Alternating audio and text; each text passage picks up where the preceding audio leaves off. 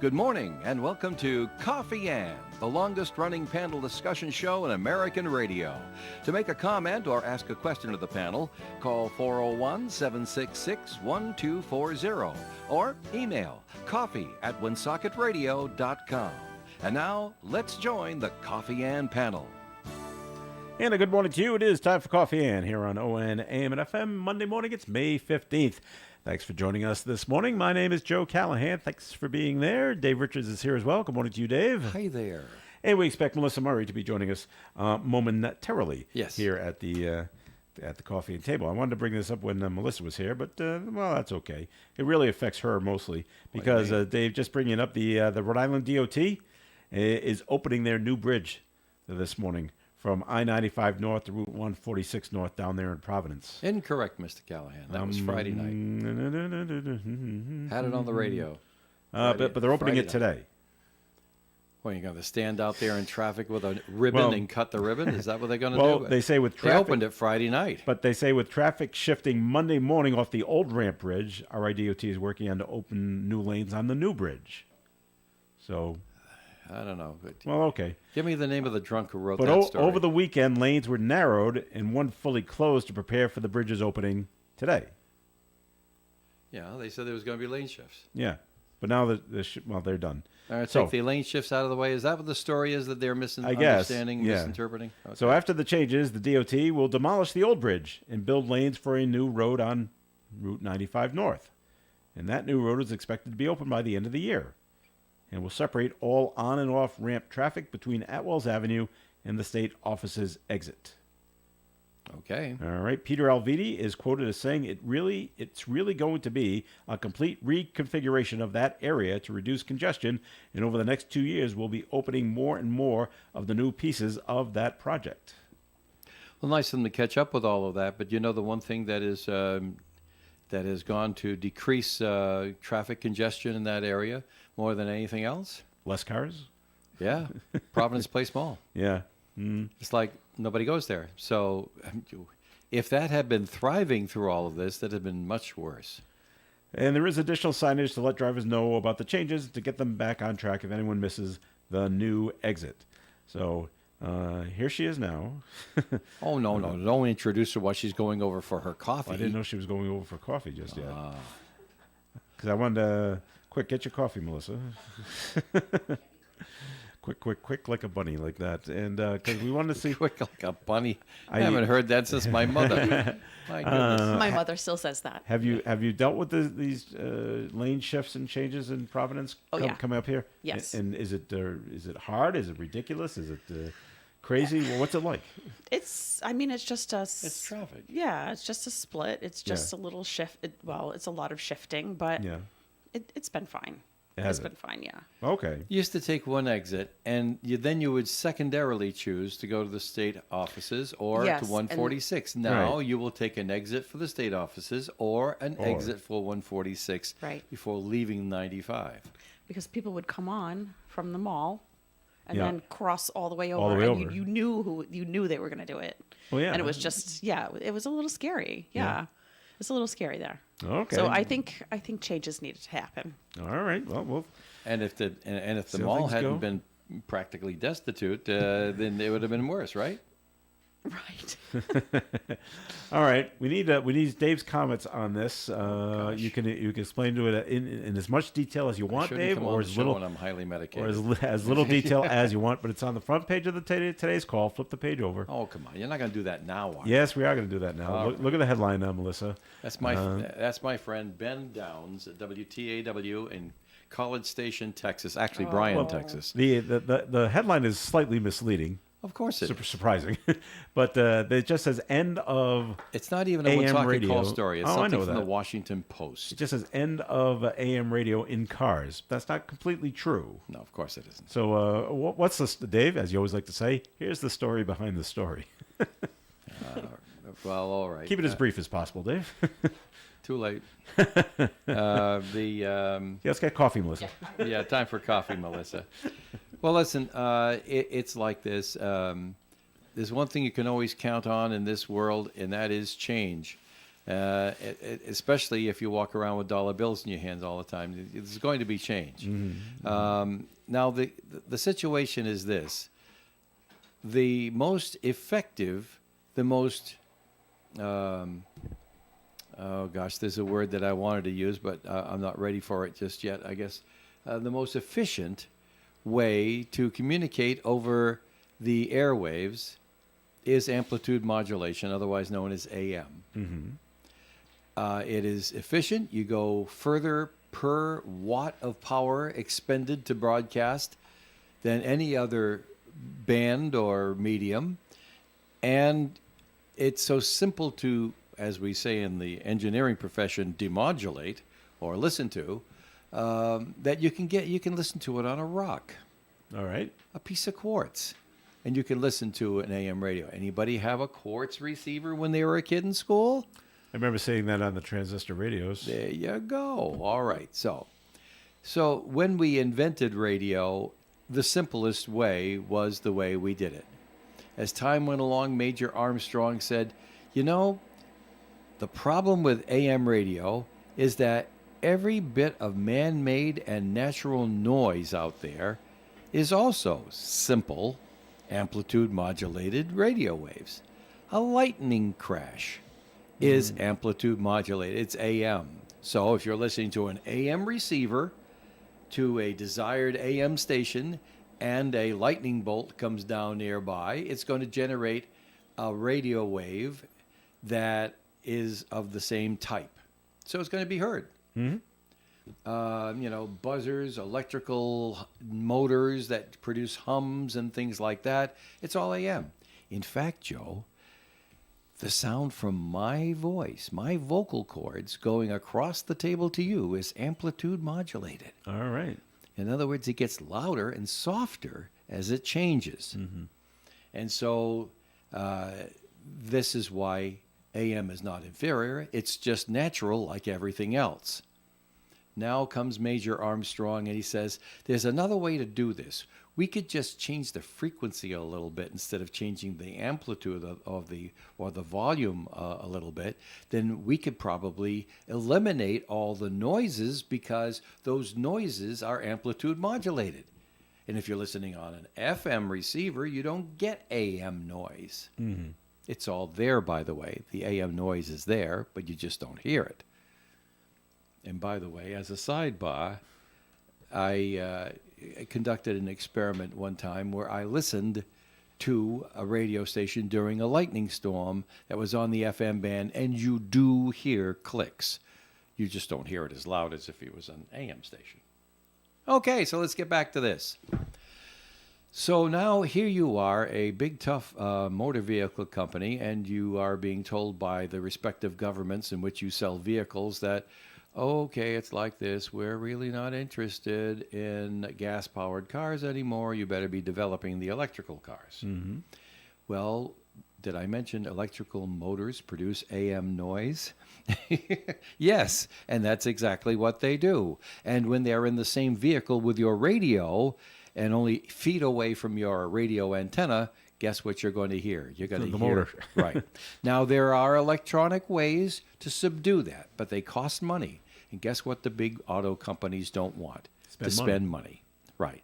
They want it to be cheap. So the Ford Motor Company, it's a couple of them, the lesser companies had done this before. The Ford Motor Company said, okay, this is what we're going to do. We're going to take a poll. And we can do this because the radios and the dashboards nowadays are like connected to the internet. And we're going to snoop on all the drivers and see what they listen to and what band they're tuned into. You know, for those of us who were born in the 50s and grew up in the 60s and 70s, we're already freaking horrified by this idea that car companies are going to be monitoring what we listen to in our car over the wire. But that's another subject. So they're doing it. And it's very much like if you were out in front of the Jewish synagogue before services, and you started checking the religions of everybody who's coming by you, Mm-hmm. They're using the internet to check to see if you're using your AM radio. Right. But if your internet is on, you're not using the AM radio because you're using the internet. So if you were there in front of the Jewish synagogue before services, counting all the Roman Catholics that came by you into the synagogue, you'd come up with a really low number. Mm-hmm. That's how Ford figured out that nobody was listening to AM anymore. I see. God's honest truth. They actually admitted it. That's how they come up with their survey. Over 98 million people listen to AM radio across this great country. More so in the rural areas than in the urban areas. Because the sound travels farther. Because there's more noise in the urban areas. All right. And in the rural areas, there's much less noise. And remember what I said at the beginning of my dissertation class. AM is the most efficient way to send sound over the air. It goes further per watt.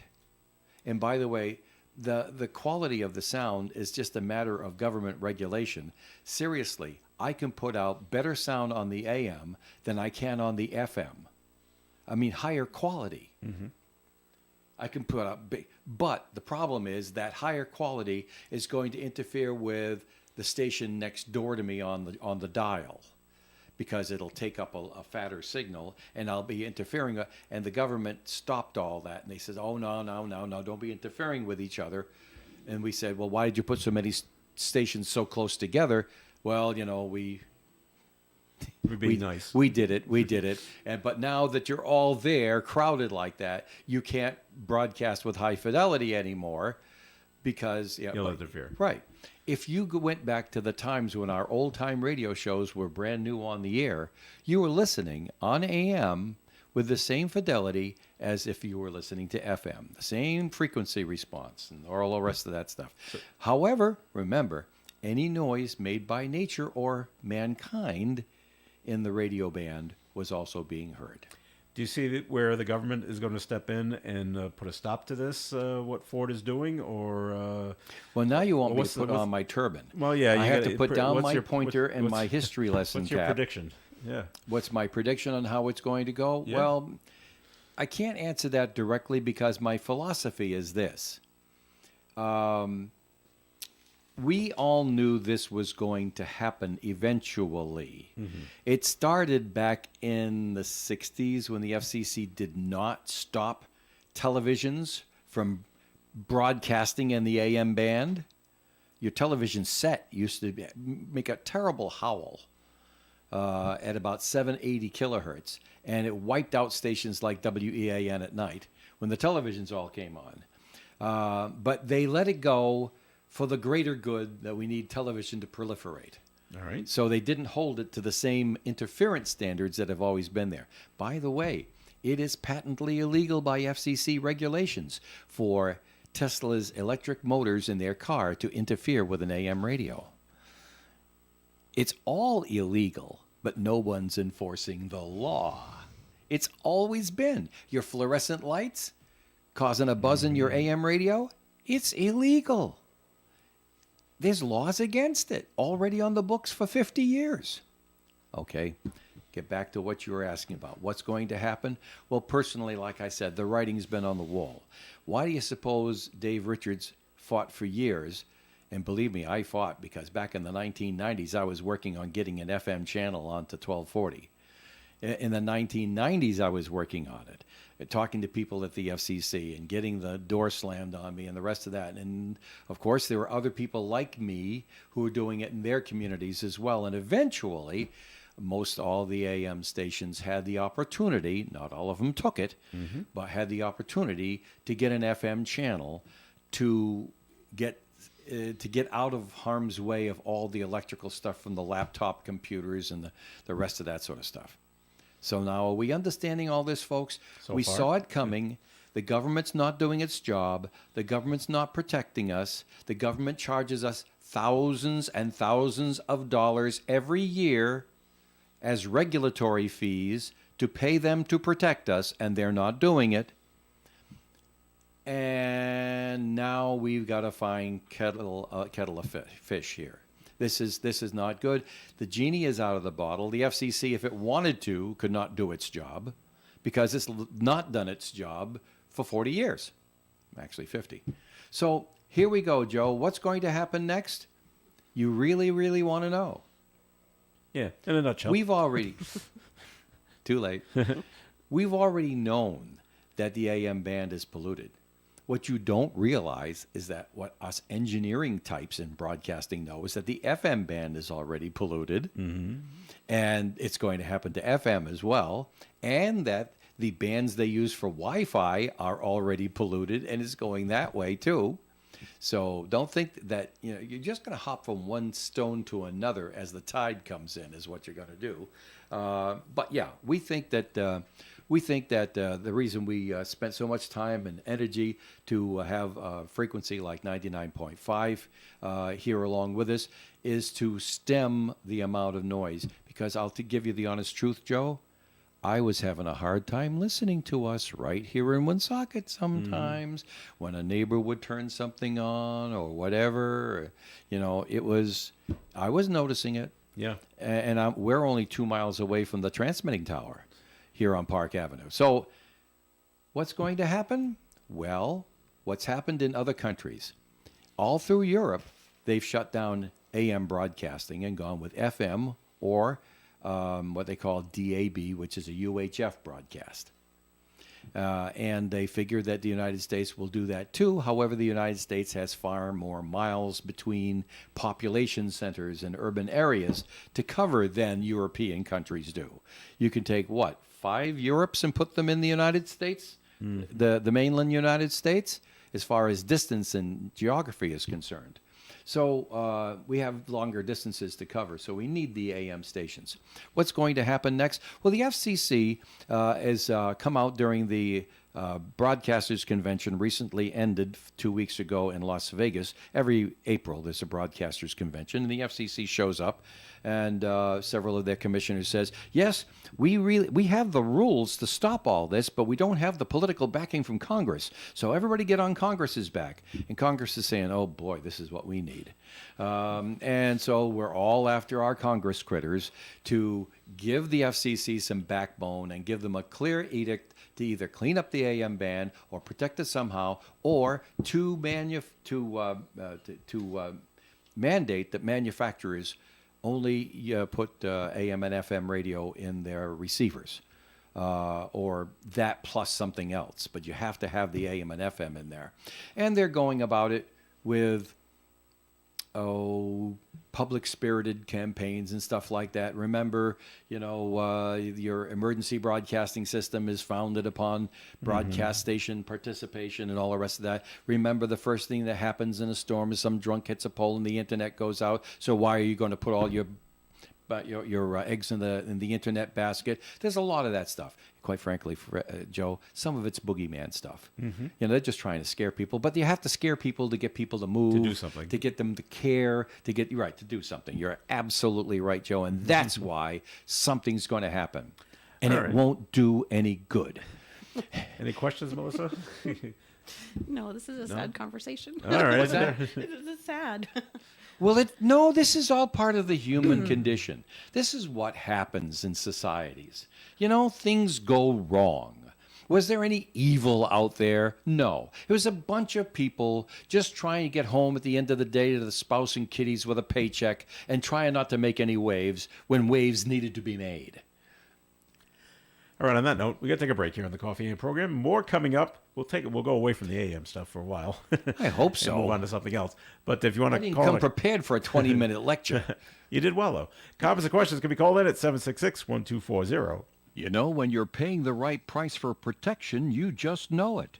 It's that warm, fuzzy, totally secure feeling, knowing that you're not only getting great coverage, but you're also not paying too much for it.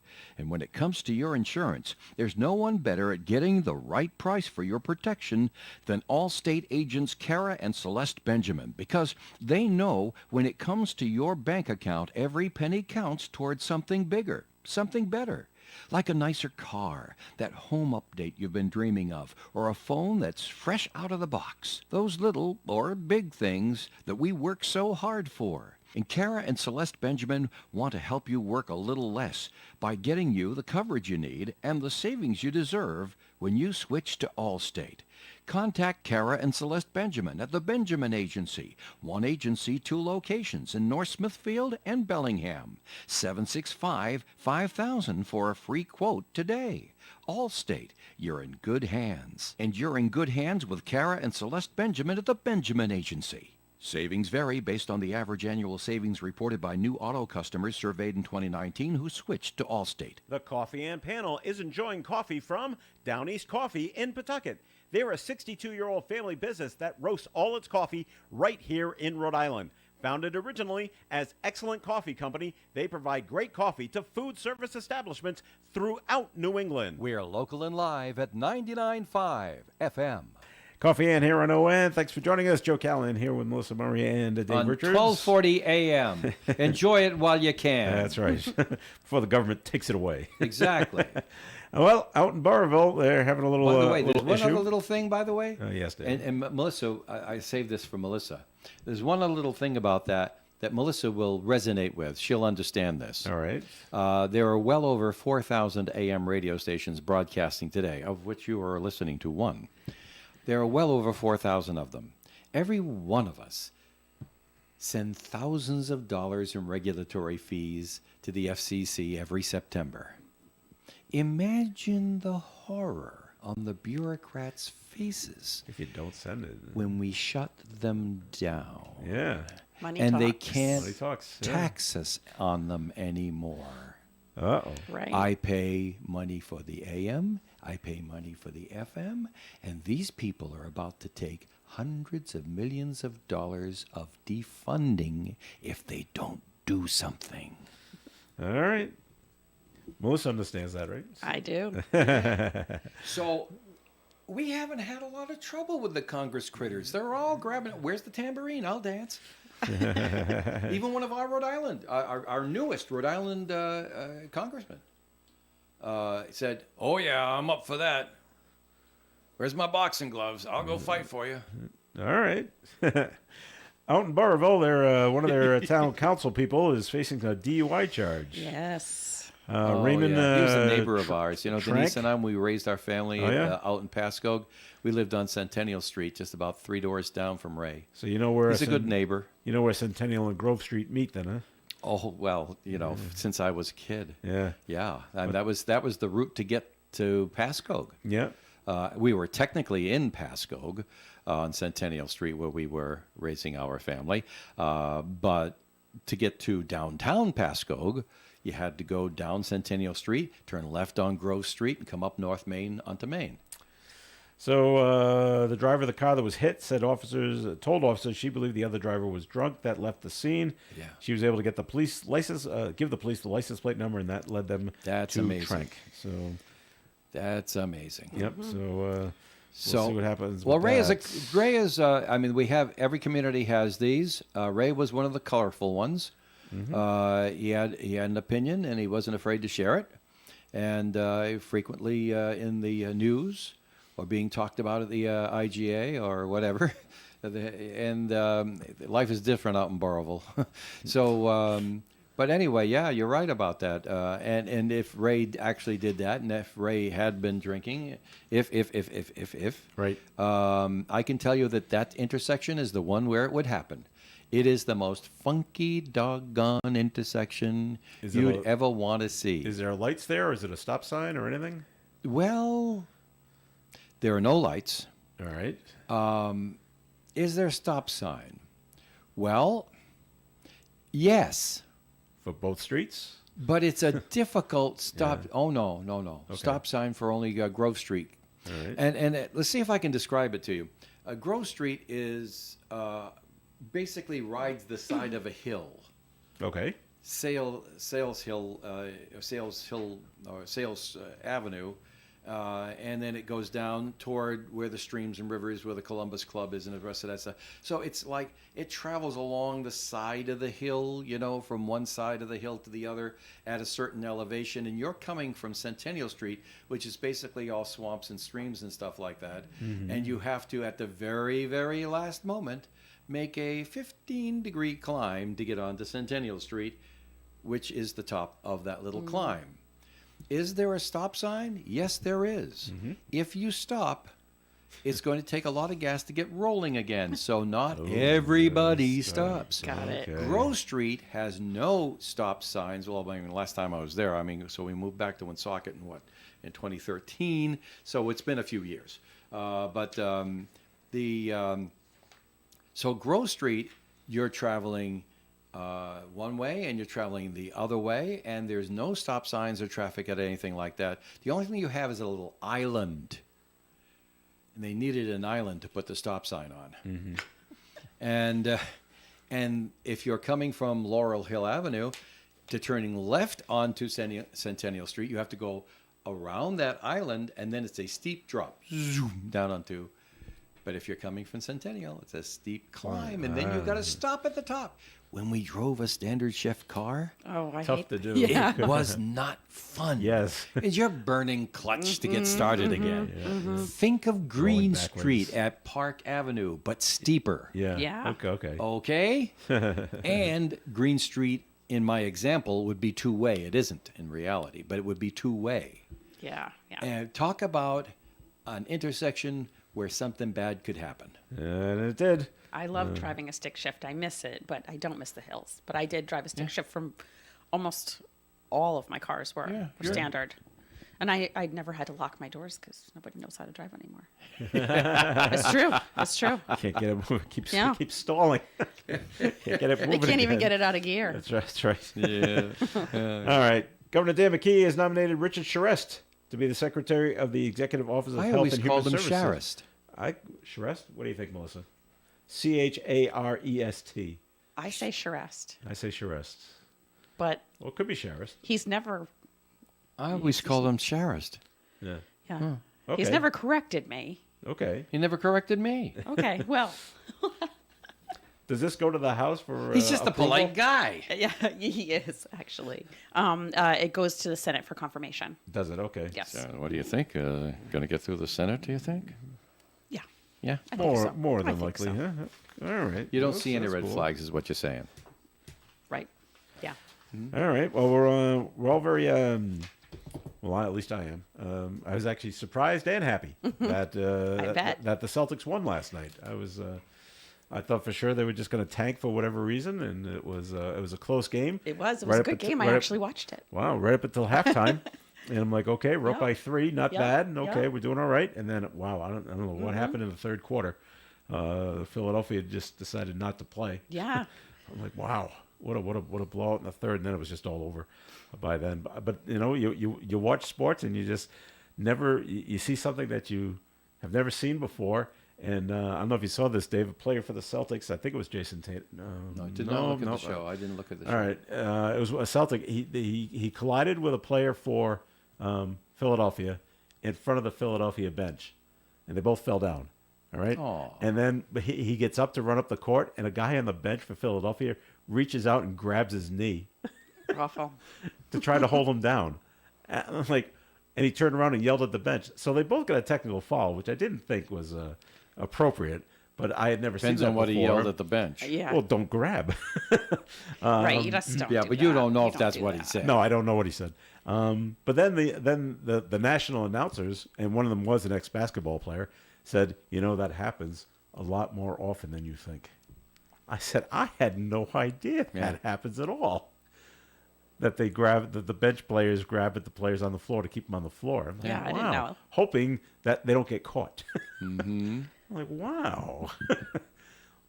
And, Well, I mean, in football, when they go by the sidelines, there's that encroachment rule. You can't put your foot over the line to be on the playing field, right? if you run out of bounds, if you're on the offense and you run out of bounds and come back inbounds, you can't be the first person to touch the ball. No, That's the rule. I'm just talking about when the player's coming down the sideline and you're on the sideline, sticking your foot out onto Oh, the but field that's been done. to trip somebody. I've seen that in college football where the coaches do it. Trip. It's like, Not good. no, that's a fault. But anyway, the Celtics move on, so that's good news. Yeah, it is. And they're in the Eastern Conference Finals. It's down to 4. They take on the Miami Heat, and that all starts on Wednesday. So, well, good for them. All right, break time here on the Coffee and program. More coming your way, but right now, time for the forecast being brought to you by the Massachusetts Office of Travel and Tourism. The National Weather Service has issued a fire weather watch for low humidity and light winds and high temperatures, which could exacerbate any outdoor burning and get out of hand. Sunshine today with a high of 75. Tonight, partly cloudy skies, overnight low of 51. Tuesday's weather mostly sunny and 81. Wednesday, sunshine and 63. Thursday, sunshine and 67. Friday, sunshine and 69. Saturday, sunshine and 72. And next Sunday, partly sunny skies and 71 degrees. Currently outside the Navigant Credit Union broadcast studio on the corner of Park Ave and Kennedy Street with the sunny skies, we're at 62 degrees. Explore the many hidden gems of Massachusetts and discover that the best things in life aren't things, they're moments. Go to visitma.com for your chance to win a getaway, including hotel, dinners, and outdoor activities. When you visit the Menard Lockature Funeral Home's website, you'll find a wealth of important information, including frequently asked questions about the various options of pre-planning funeral etiquette, visitation, personal help to help the family, and many others. Remember, pre-planning is safe and helpful to family members who may be overwhelmed with details and responsibilities. It also assures that the deceased's final wishes are met. Their website will also feature several photos of their 2 beautiful and classic funeral homes at 127 Carrington Avenue, Woonsocket, and 71 Central Street, Manville. You'll be treated with courtesy and understanding. Their main phone number is 762-1825. Menard Lockature Funeral Homes. Preventative care is the hallmark of a good dental program, and Dr. Jeffrey Dodge takes a high priority on patient care as well as patient education by taking the time to listen and answer questions. You'll never feel rushed. Dr. Dodge also offers restorative care, including fillings, crowns, and bridges. They feature an in-house laboratory, making it easy and convenient for the patient. Check their website for more information about their caring philosophy and to learn more about dental updates and new technology. drjedodge.com. Dr. Jeffrey Dodge, your family dentist at 1438 Park Avenue, Park Square. 762-3044. Hey, it's ON Radio's Cruisin' Bruce Palmer inviting you to join me for the Saturday Block Party. It's every Saturday from 4 until 7 p.m. when we fill the airwaves with the songs you want to hear. It's a party in every sense of the word, so join me live on 99.5 and 1240 a.m. or bring the show with you wherever you go at onworldwide.com. Thanks, Bruce. And it's Coffee Ann here on ON. Thanks for joining us. Joe Callahan here with Dave Richards and Melissa Murray. And Melissa, what'd you do this weekend? So, What a lead-in. I know. Well, first I got up Yeah, well, and I that's brushed my specific. teeth. no, it was a And I lot more went to the exciting than that. bathroom. So on Saturday night, went She left out all of Saturday. Do you right. I realize did. that? Saturday night went grocery shopping to get a few things to make dinner at my my boyfriend's house. He lives in North Providence, in like a mill building that's condos. And we're coming in with the groceries, and I hear kittens crying. And I said, "Do you hear kittens?" He's like, "No, I don't hear kittens." I said, "No, I definitely hear kittens." And they were in distress. I've done rescue for a long time. So trying to figure out where are these kittens coming from, and there was a utility room door, and I felt like it was coming from in there. So I'm Inside the building? inside the building. So trying to get the utility door open, but I tried the handle, it was locked. So I said, "You got to get the HOA person, whoever can get out, because there's kittens in there. They're in distress." So he goes off to find somebody from the board, and the other neighbor comes in.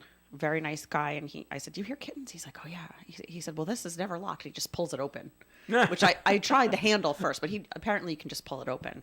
Turn on the light, and there's a big hole in the floor, and the kittens are underneath in the crawl space, but I can't see them. Still hear them, though? Still hear them. Oh, they were crying and crying and crying, very, very stressed.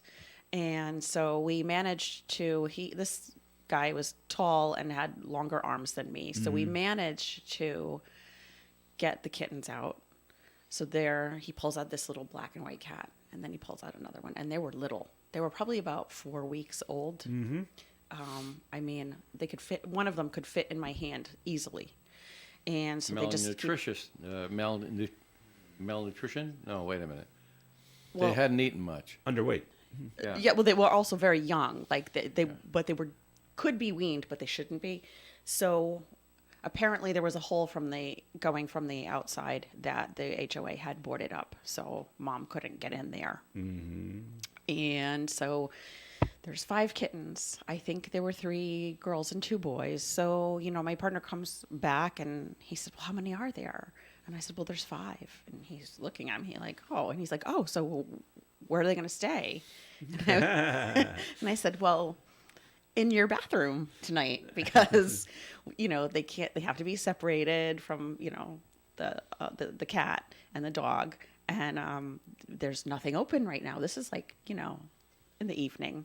So I go out and I get kitten food, and I'm like, oh, please don't let me have to bottle feed these kittens. You know, I've taken care of neonatal kittens. It's a lot of work. They have to eat every 3 hours. And if there's 5, and I'm thinking, oh, well, by the time I get finished with the 5th one, the first one's going to be hungry again. So got some, you know, baby food and mix it with water, and they just dove right in. And I was like, oh, thank goodness. Yeah, good. And they were filthy and frightened, little tiny hisses and spits like kick, kick. But they let me handle them. So there's, you know, they're obviously feral, but they can be rehabilitated. The guy that reached in to pull him out, did he get his bit? No. No? Well, I'm No. surprised. I didn't get bit either. Oh, No. well, good. Okay. No, they weren't bitey. That's they were better just than your regular pets. they were so little and so young. Yeah. So I took That's care right. of The them teeth hadn't throughout come the in yet, night. Joe. Right. Oh, tiny teeth. I mean, their little toe beans were like the size of little, you know. And so I washed them up and cleaned them up as best as I could and fed them. And they just miraculously, I went out and I got like a little pan, put litter in it. They just started using it. Yeah? They just, you don't have to teach a cat to do this. So they're these just little know. tiny things. I took some pictures of them. I reached out to the Woonsocket Cat Sanctuary, and they found a foster home for them to stay, because they have to stay together, All 5? Oh, great. all 5, until they're old enough. They can't even get their shots yet for another 4 weeks. Wow. I have fostered kittens, and I am capable. I'm a very good foster, but I cannot foster 5 kittens right at this moment in time, because I'm not going to be home at all for like the rest of the month at night during the week. It's just not going to Plus, happen. June is June. Right. Yeah. Can't do it. Would love to do it, and was very rewarding. But there was this one little one. She was fluffy. And I did name them. Oh, wrong. Oh, dear. Well, you do, like, that's what you do, like the part of like the adoption, like you name. Yeah, but you label, you name them A, B, No, C. there was Leia and Luke and Han and Chewie and Yoda. Oh, my. But the Leia was very fluffy, beautiful, just a beautiful little kitten, and she was the one that like started like crying for me when I left the room. She came out first, already, you know, like, oh, she wants to be held. Yeah. And little baby Yoda was just all hisses and like trying to, you know, the runt didn't want to. But there's anyway. So somebody did take them, and they're going to foster good. them. And the Woonsocket Cat Sanctuary was amazing and helped me out so much. They're amazing folks down there. So they are going to be together until they're ready to be adopted. So if anybody is looking for a very cute black and white cat, they're all black and white. Tuxedo. One had a little mustache. One had a little beard. It was very cute. They'll be probably ready to go in like 6-ish weeks.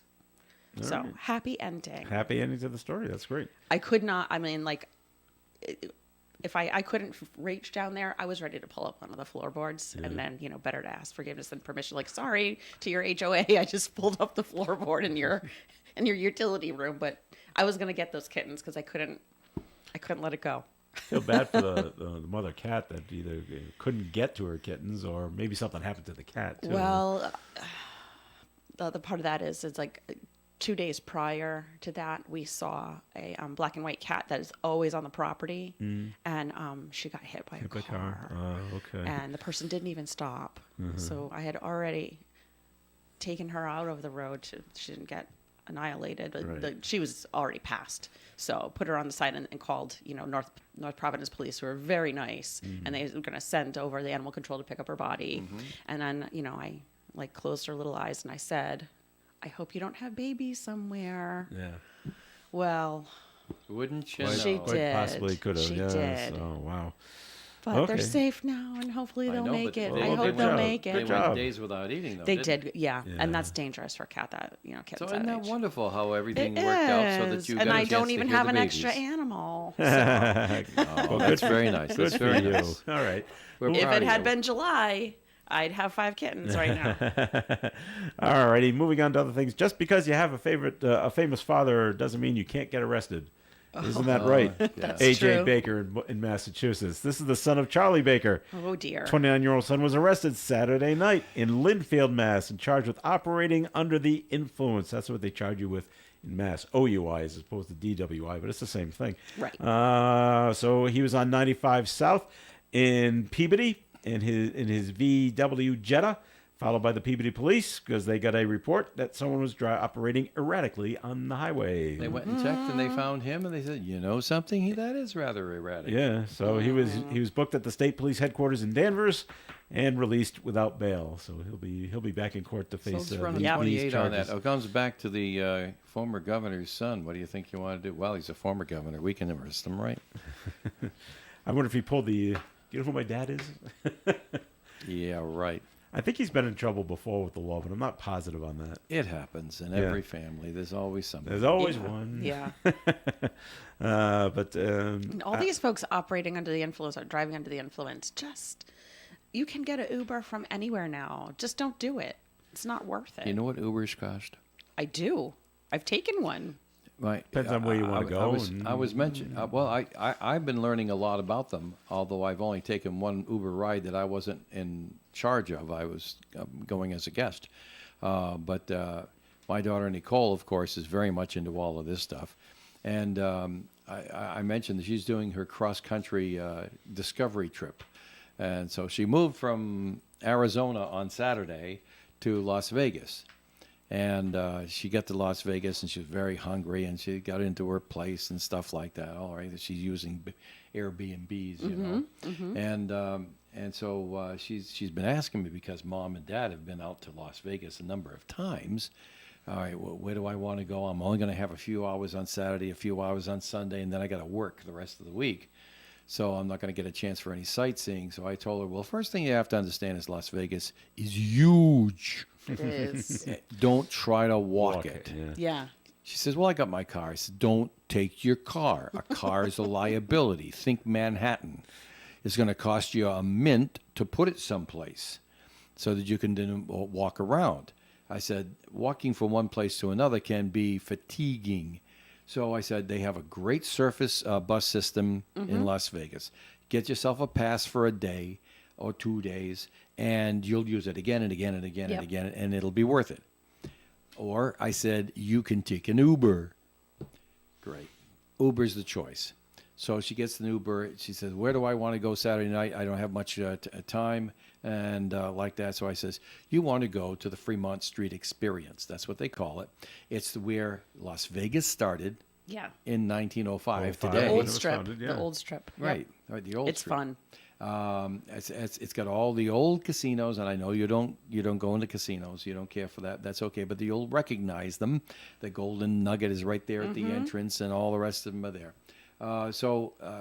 But they have in recent years put an enormous metallic canopy over the street, Yep. which is festooned with light-emitting diodes, so that they actually run pictures, motion pictures over your head. With music on the poles and the rest of that sort of thing. Is quite the experience. Plus, you get a chance to go here, and there's a nice little diner over there. We're giving her all this information. So she gets herself an Uber, and she goes over there, and she takes a couple of pictures, sends them back to Mom and Dad, and goes back home because she's tired. She drove all day. Sunday, she goes out and she decides she goes to church. She knows where there's a church out there in Henderson. She comes back up, gets on the strip, and she says, "You're right. You got to walk 5 blocks to have walked 1 block in there, and there's so many people." And so she just went to the Venetian. She says, "This will be enough for me. I'm going to go get something to eat. I'm going to look at the gondola. I'm going to do this, that, and the other thing." So she did all that stuff, and then I gets the texts back. She says, "I've been waiting an hour and a half, and the Ubers are still $35 and $40 to go 6 miles." Oh my gosh, yeah. She says, "It's dinner time here." Yeah, so they're busy. Right. She says, "You can't. It's not that you can't get an Uber, but they auction them off. They auction themselves to the highest paid passenger. Peak times. I didn't know they did that. I thought they do. Fares were fares, just like taxi cabs. No.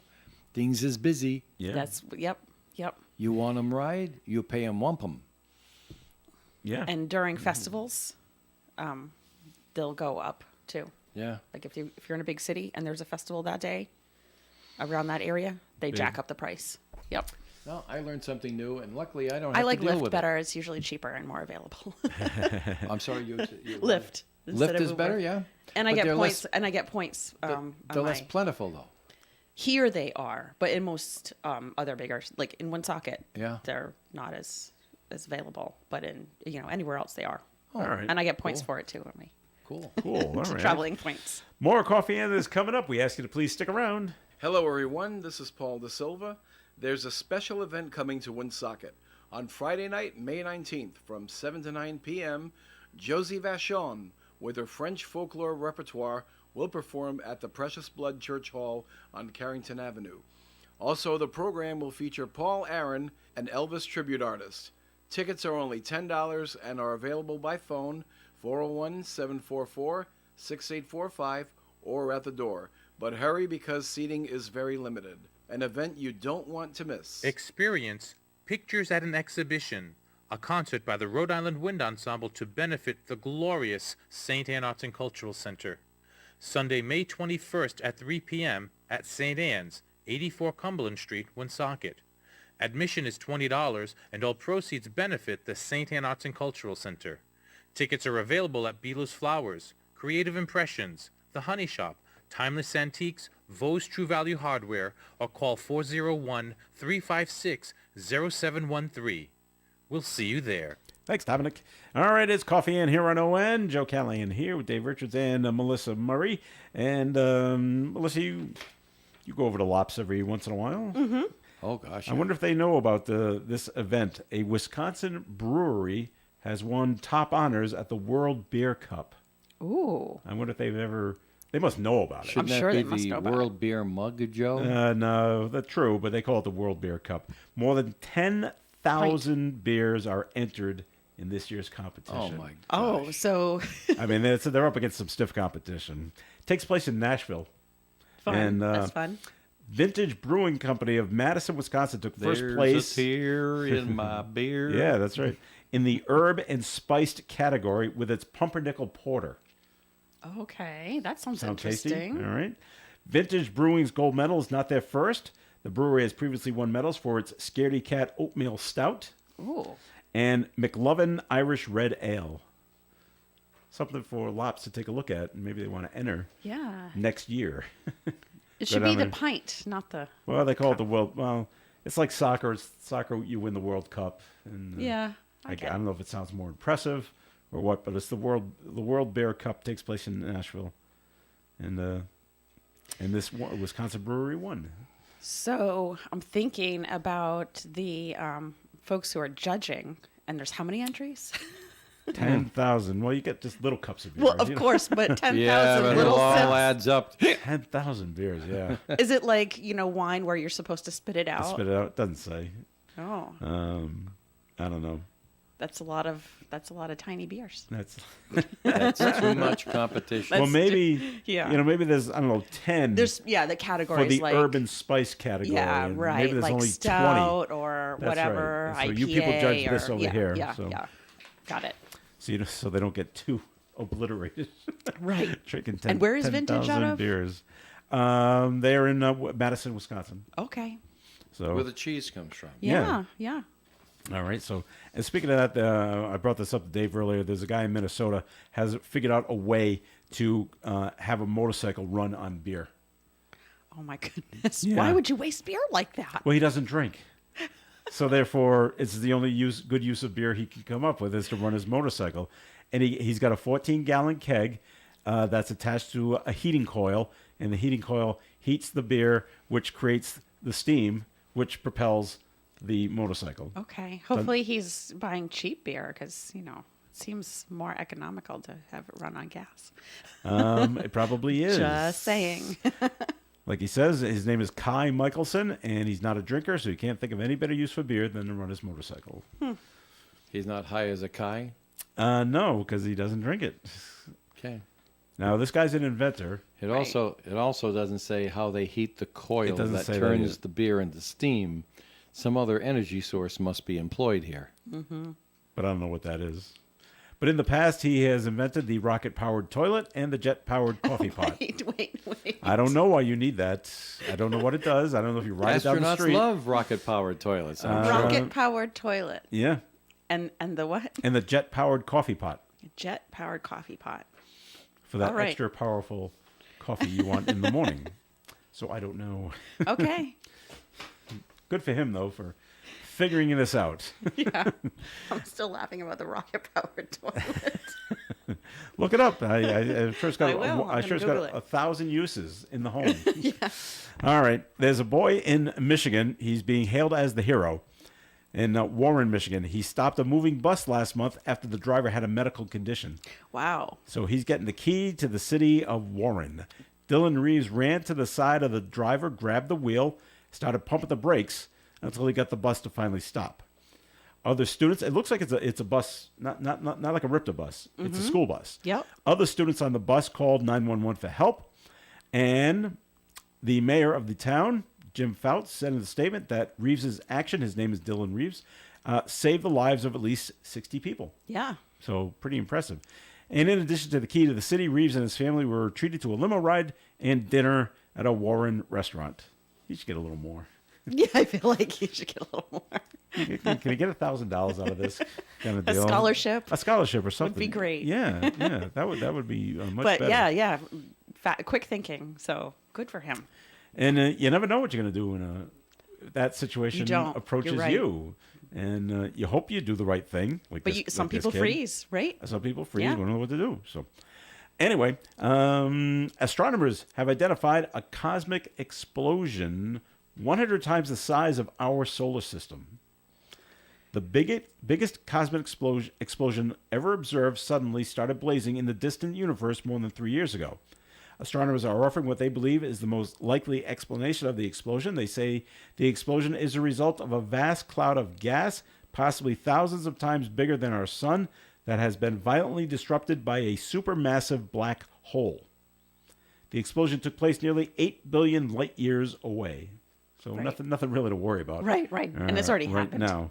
By the time we see it, it's already happened. It's already happened. I saw It's something. over. Yeah. I saw something on the internet similar to this. People were trying to explain how science fiction movies aren't really that scientific, and they were using the film Armageddon as an example. Right. And they're saying if first of all they say the asteroid is the size of Texas. They go, if there was that big of a rock heading towards Earth, we would have seen it years ago. Yeah. As yeah. opposed to the movie, we just spotted it and it's going to hit us in 18 days. And he goes, someone else put, going up. And if you've ever seen the movie, the premise is they go up and they sink a nuclear bomb into it to split it into two. So it's going to miss the Earth. They go, if you do that, all you're really doing is creating two asteroids to hit the Earth. Right. And but people were commenting in, do you not understand the second half of sci-fi is fiction? Right. You're just supposed to go Science in fiction. there and shut your mind off Right. and just be entertained. Uh-huh. I said, that stuff's funny right there. All right. We were lucky we were not in Harrisburg, Pennsylvania over the weekend. No injuries are reported after a semi-tractor trailer carrying tons of avocados. Oh no! Everybody, guacamole. I know. Crashed on the Pennsylvania highway. Yep, it happened Friday morning. The driver failed to negotiate the curve on Interstate 81 in Harrisburg. Anyone been on Interstate 81 in Harrisburg? Don't know how. Probably. Don't know how windy it is. Yeah, It's I near don't recall. Pittsburgh. All right. The crash tore open the trailer's side, spilling hundreds of pounds of avocados onto the highway, snarling traffic for hours. Mm-hmm. I bet. And I wonder, yeah, it's probably going to get Well, they slippery. right. Just start running it over. There's and then there's the pits. Oh my gosh. Yeah. Oh, what a mess. What a mess. Say nothing What of a the mess. skins. Yeah, yeah. Well, they probably weren't ripe because when you buy avocado and you wait and you wait and you wait and you're like, oh, it's going to be ripe tomorrow, and then you forget about it. And apparently, avocados Overripe? are only ripe for like peak 6 hours, so you have That's to it? yeah. Oh, wow. And after that, they're just overripe. All right. So. But I'm sure That's- the animals in the area don't care about. Oh, I'm sure they ripeness. don't. I'm sure they don't. And they come out and all right, free food. Yeah. Price of avocados is going to go up. Yeah, especially in Pennsylvania. so be careful of. I guess the Highway 81's all cleaned up by now. So I'm sure it you'll is. be all set to drive down there.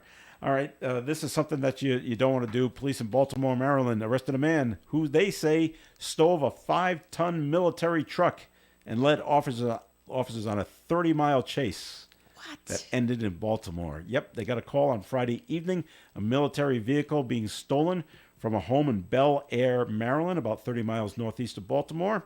The Hartford County Sheriff's Office said the 38-year-old man who took the truck headed south on I-95, finally stopping in Baltimore, where he jumped out and took off running. It's always the best. No one plan. will catch me. No one will see me. No That's one right. will realize that I stole this gigantic vehicle and decided to drive down the highway in it. Deputies caught up to him soon Why? after when they started making a run for it. How was that a good idea? What Well- was that person thinking? We'll never know. I think I might have the answer because the sheriff's office said the man had been released from the Hartford County Detention Center just before he stole the truck. I want to go back. And what's the best way to go back? Steal a military truck? Steal a truck, rob a store. Here's your crime of opportunity is right here. And I feel guess. now what about the person that was in charge of the military truck? How much trouble is that person in? Oh, right. Did you leave the keys in the truck? Apparently. No. Don't do that. That's not good. You can't be doing that. And speaking of the military, that guy Jack Teixeira, his hearings keep getting pushed off. Yeah. He was supposed to have one last He's busy week. one day. He's busy. He's in prison. So the detention hearing. They figure it this way, Joe. He's going to be away for so long, the delay won't matter. The detention hearings now for the accused military document leaker Jack Teixeira is now scheduled for this Friday in Worcester Federal Court. This affects me. Oh. Yeah. Because it's right where Near I the ballpark. park. It's right near the ballpark. And that means all the news people show up. Yeah. And they take all the good parking spots. That's right. And they set up their cameras. And Well, you know what? They need to put it off for you again. They do. So on a day that it would work. you're not going to be It around. would work much better if they did this on Wednesday, because the game on You should let them Wednesday know. is in the afternoon, and you can do this whole thing at 4 in the afternoon, which would be much better for me. But anyway, let's see. The 20-year-old Massachusetts Air National Guardsman has been held without bail since his arrest last month down in Dighton. His detention hearing had been scheduled for last Thursday and was postponed, and they gave no explanation. We don't feel like it today. Prosecutors say Teixeira is a security and a flight risk and should remain in custody while awaiting trial. Yeah, Which is what Well, they're figuring out how to do that, aren't they? Just keep postponing those hearings. and he won't go anywhere. That's right. And be glad you're not in Lowell. Is it Lowell, Mass? Can I find it real quick?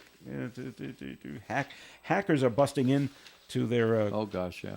Here it is. Hackers are busting in a data breach impacting the city of Lowell. They're posting documents that they've seized during the hacking event. Oh. And the group reportedly is demanding more money from the city in order to stop. And those involved reportedly have reported this group is known for following through on these types of threats.